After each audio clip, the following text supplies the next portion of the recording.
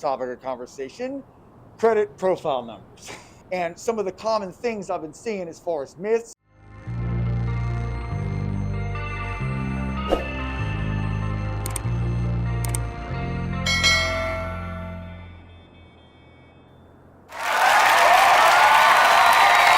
right, the Crusader is finally back. And I know it's been a while since I've made a video. Where the hell have you been, asshole? All right, I'll tell you where the hell I've been. I've actually been working on another YouTube channel. It's called Cemetery Tales.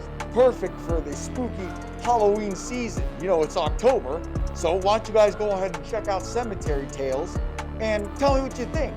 I've been working really hard on this channel, and I hope you guys enjoy it. So now for the topic of today's conversation. Since it's been a while since I've made a video, I'm gonna go ahead and talk about everybody's favorite topic of conversation, credit profile numbers. And some of the common things I've been seeing as far as myths and some of the things that are actually true. I mean, it's unbelievable how everybody's now an expert with this stuff, whereas 3 years ago, you couldn't find any information about it except the main man, Trey Man. Yo, Crusader, I left YouTube for a reason. Shut the hell up about CPN numbers. You couldn't find any information. Now everybody's on social media. Everybody's an influencer now. Everybody's a freaking social media whatever. I'm going to go ahead and tell you the real shit versus the bullshit. One of the main things I've been hearing is people are saying when it comes to CPNs is that, oh, they're selling you children's social security numbers. And usually when people give you CPNs, they're usually coming from children or deceased people who are no longer alive. So be very mindful when using a CPN because you can find yourself in a lot of trouble because you're committing bank fraud as well as wire fraud. All right. Anybody who says that has no idea what this industry or how any of this shit is made. They have no idea how that works because it's simply not true. When it comes to a credit profile, there's more than just that number. People keep thinking of it as like, okay, that's the number and that is the credit profile. No, your credit profile is your number, your social security number, your name, your date of birth, your address, your email, your phone number, all that shit put together. That is your credit profile. Not the one number. So when people go and say things like, oh, they're using dead people's numbers and they're using children's numbers, why would they do that? You don't need to do that. The people that are doing this, they don't need to do that.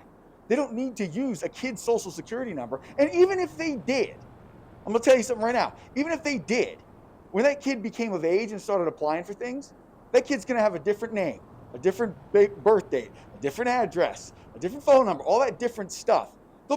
The bureaus would probably make a new file for that person anyway. Now, again, I'm not an advocate of fraud. I don't condone fraud. This is entertainment/education. But I'm just saying, from my knowledge of knowing how this shit works, I doubt that it would even ding on the credit, the stuff that the person did with the credit profile number, the guy who accidentally guessed the kid's number. It wouldn't even ding because you got to have more than one data point. That's what a lot of people miss when it comes to this. And another thing is people are talking about the legality of a CPN. Are they legal? They're not legal. I'm gonna level with you guys right now.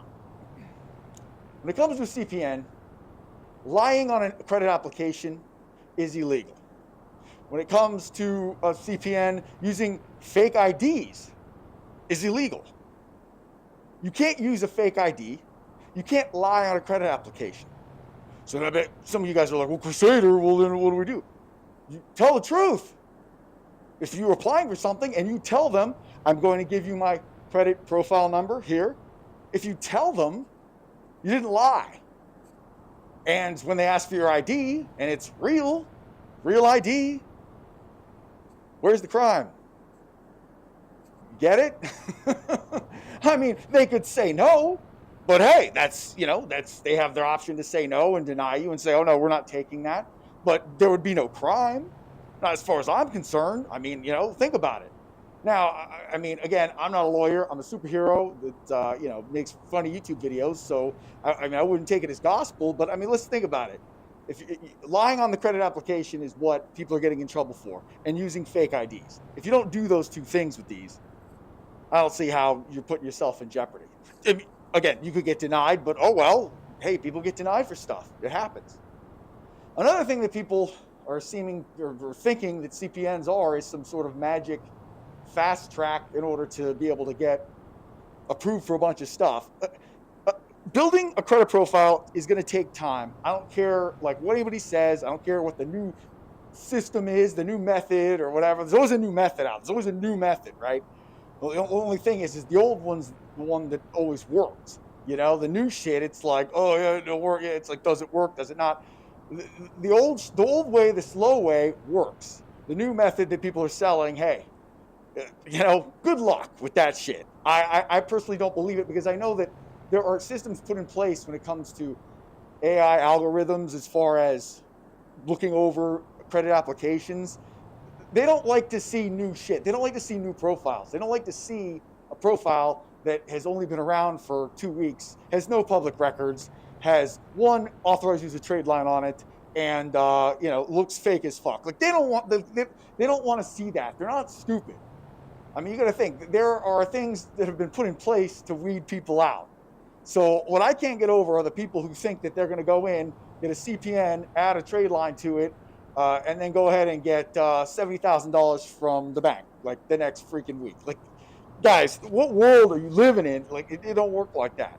Now, if there's the correct way of how these are built, if you want to learn, you can go to thecrusadercave.com. You can check out all my workshops, which I explain it all in detail. They're for entertainment. I do not condone fraud, and this is nothing, no calls to action here, just for entertainment and knowledge. But if you want to learn how this stuff works, go ahead and check them out. And yes, they still work. My methods work because they're not fast come-ups. They're actually like teaching how this stuff is implemented as far as implementing your public records, how the credit profile is made, what things you can do as far as using the credit profile. It goes over all that stuff in detail, step by step. Now, a lot of you guys are probably like thinking, oh, okay, well, I don't want to buy anything. Hey, that's fine. If you want free information, free knowledge, all you got to do, I have over 300 videos on this channel. All you got to do is go look back at some of my old videos and you can get tons of free knowledge just by doing that. But with that being said, I hope you guys understand that when it comes to a credit profile, as long as you take your time, you're not stupid about it, you can actually use it to your advantage. They can be used effectively and safely, as long as you don't do anything stupid like try to get a bunch of credit and run it up and don't pay it back, which, you know, people try that shit. Some people get away. Some people, they get investigated and they go to jail. I mean, that can't happen to you if you try to do things the shady way. I'm just going to say that. And I'm also going to say that I'm not an advocate of the people who are going and getting a bunch of phones and then selling the phones and then burning the phone company. Like, I don't believe in stealing. I believe if you take out credit, you need to pay that back. But I also believe in something called privacy that people just don't seem to have anymore. So when it comes to a credit privacy number, if you're something that you want to learn about, if it's something that you are interested in, go on down to the Crusader Cave, check out my workshops, or you can just go hit the back button and check out some of my previous videos. Now, that being said, I got to get going. Don't forget to like and subscribe. Crusader out.